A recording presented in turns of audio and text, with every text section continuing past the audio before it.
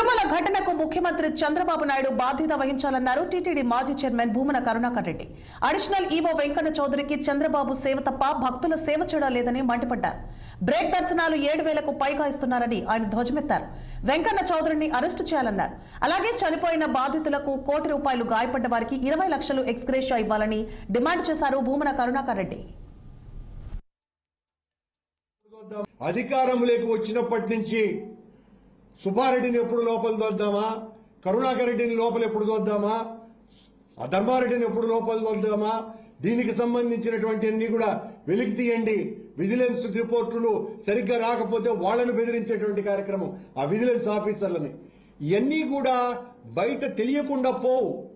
చంద్రబాబు గారు ముఖ్యమంత్రి గారు గమనించాల్సినటువంటి విషయం, మీరు సెక్రటేరియట్లోనో లేకపోతే మీ ఇంటిలోనో చేస్తున్నటువంటి పనులు గతంలో అధికారంలో మొన్ననే మేము ఉన్నాం, మీకు సంబంధించినటువంటి అధికారులలో కొద్దిమంది మాకు మీరు ఏం చెప్తున్నారు, అధికారులకు ఆదేశాలు ఇస్తున్నారు అన్నటువంటి విషయాలు మాకు చెప్పకుండా పోరు అని అనుకుంటే అంతకంటే మూర్ఖత్వం మరొకటి లేదు.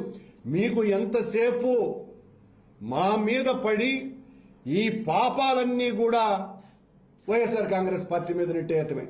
ఆశ్చర్యంగా ఈ రోజున ఒక పత్రికలో ఈ టోకన్లతో తంటానని ఒక ఐటమ్ వచ్చింది.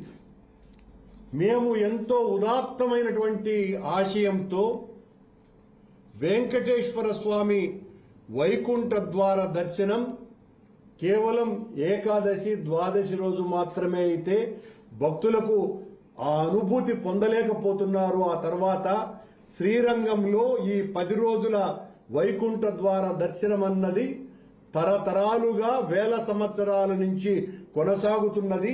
దాన్ని ప్రవేశపెడితే మంచిది, ఎక్కువ మంది భక్తులకు దర్శన భాగ్యం కలిగించగలము అని ఒక గొప్ప ఆశయంతో మేము తీసుకొని వస్తే నల్గొండ జిల్లా చిట్యాలలో